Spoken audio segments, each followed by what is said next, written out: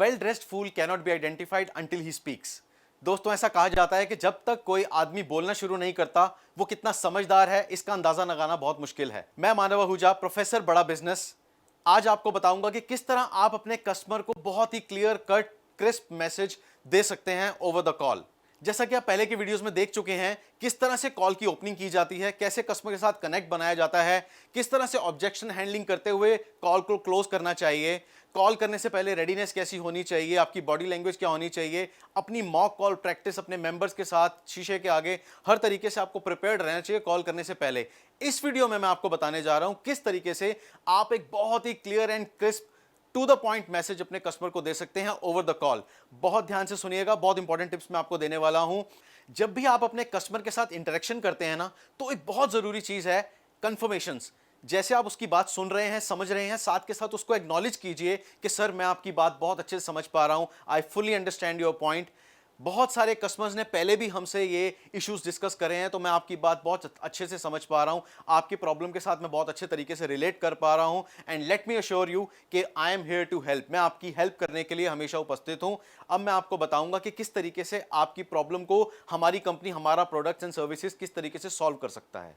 तो जब आप कस्टमर के साथ इंटरेक्शन करते समय उसको ये कंफर्मेशंस देते हैं, अश्योरेंस देते हैं कि आपने उसकी प्रॉब्लम को पूरी तरह अंडरस्टैंड कर लिया है, तो उसको एक कॉन्फिडेंस आता है कि ये व्यक्ति मेरी बात समझ पा रहा है और शायद मुझे यहां से सॉल्यूशन मिलेगा। इसलिए अगला पॉइंट मैं आपको बताने जा रहा हूं क्लैरिटी के बारे में।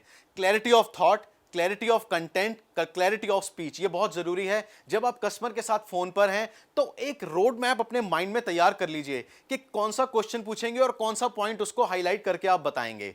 विद एग्जांपल्स और रेफरेंसेस के साथ आपको बताना होगा, उसका रेलेवेंस कस्टमर को अंडरस्टैंड करा सकते हैं। ये बहुत जरूरी है। मैं आपको एक एग्जांपल देता हूं। जब हमारे बड़ा बिजनेस के कॉल सेंटर पे आप फोन करेंगे तो आपको जो भी एग्जीक्यूटिव आपसे बात करेगा तो आपको बताएगा कि सर जैसा कि आपने विवेक सर के वीडियोस में सुना होगा, देखा होगा, समझा होगा। तो यहां पे क्या है कि वो एक रेफरेंस पॉइंट क्रिएट करके रेलेवेंस के साथ आपके प्रॉब्लम के साथ कनेक्ट कर पाते हैं। अगला पॉइंट बहुत जरूरी है, टोन ऑफ वॉइस। यहां पर आपको कस्टमर को एफर्मेशंस देनी है। जैसे कस्टमर आपसे बात कर रहा है या आप कस्टमर को कुछ समझा रहे हैं, तो आप कस्टमर से पूछ सकते हैं कि sir are you getting my point, क्या मैं आपको सही से समझा पा रहा हूं, मैंने अभी आपको जो एक्सप्लेन किया इसमें कोई क्लैरिटी चाहिए आपको, कोई आपका डाउट है।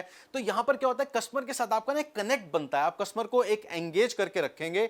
जितना ज्यादा कस्टमर को आप कॉल पे एंगेज करेंगे उतना ज्यादा कस्टमर को कॉन्फिडेंस, कन्विक्शन आएगा आपकी प्रोडक्ट नॉलेज पर, आपके डील करने के तरीके में, और आपकी एक ऑनलाइन ऑन फोन रेपुटेशन बनने में आपकी काफी हेल्प होगी। दोस्तों, अगला पॉइंट ना बहुत जरूरी है। कस्टमर के साथ एक रेपो बिल्ड करने के लिए ना बहुत जरूरी है कि आप छोटे छोटी चीजों के ऊपर कस्टमर की तारीफ करें। जैसे कस्टमर ने अगर आपको कोई बात बताई जो आपको वाकई में अच्छी लगी, तो एक जेन्युइन तरीके से उसकी तारीफ कीजिए। वाओ सर, बहुत अच्छा, वेरी नाइस, आपकी बात सुनकर मुझे बहुत एनकरेजमेंट मिली। इससे क्या होता है, eventually it's a two way communication, right. आपके कस्टमर फोन पे, आप फोन पे हैं, या आप आपस में मीटिंग कर रहे हैं, तो आप दोनों लोग आपस में कम्युनिकेशन एस्टेब्लिश कर रहे हैं, जहां पर बहुत सारे डायलॉग्स एक्सचेंज हो रहे हैं, जहां पर बहुत सारी इंफॉर्मेशन एक्सचेंज हो रही है। तो वहां पर अगर एक वाव फैक्टर आपने क्रिएट कर दिया तो कस्टमर कभी भी किसी और से बात करना पसंद नहीं करेगा, आपसे बात करना पसंद करेगा। अगला पॉइंट जो मैं आपको बताने जा रहा हूं, इसको अपने दिल दिमाग में अच्छे से बिठा लीजिए, क्योंकि ये आपके कस्टमर के साथ एक बहुत सॉलिड रिलेशनशिप बिल्ड कराएगा आपका।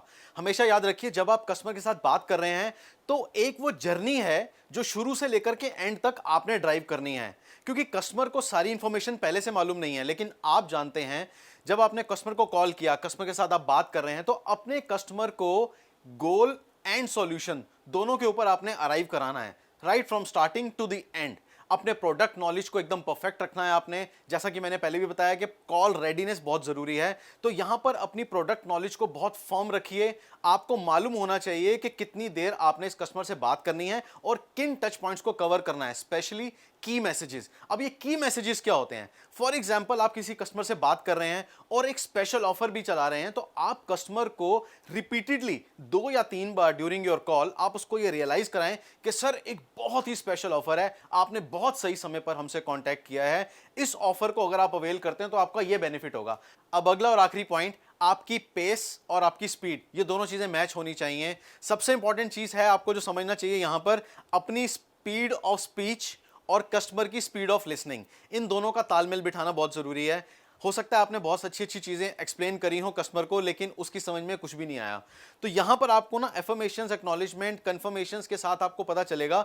जब आप कस्टमर से पूछेंगे क्या सर मैं आपको सही से एक्सप्लेन कर पा रहा हूं, आप समझ पा रहे हैं मेरी बात, तो हो सकता है कस्टमर आपको बोले कि सर मेरे को ये पॉइंट समझ में नहीं आया। तो आप समझ जाइएगा कि शायद आप या तो कुछ ज्यादा जल्दी बोल गए या फिर आप उसकी लिसनिंग स्पीड के साथ मैच नहीं कर पाए और अपना सही कम्युनिकेशन आगे कम्युनिकेट नहीं कर पाए। यहां पर क्या जरूरी है, सबसे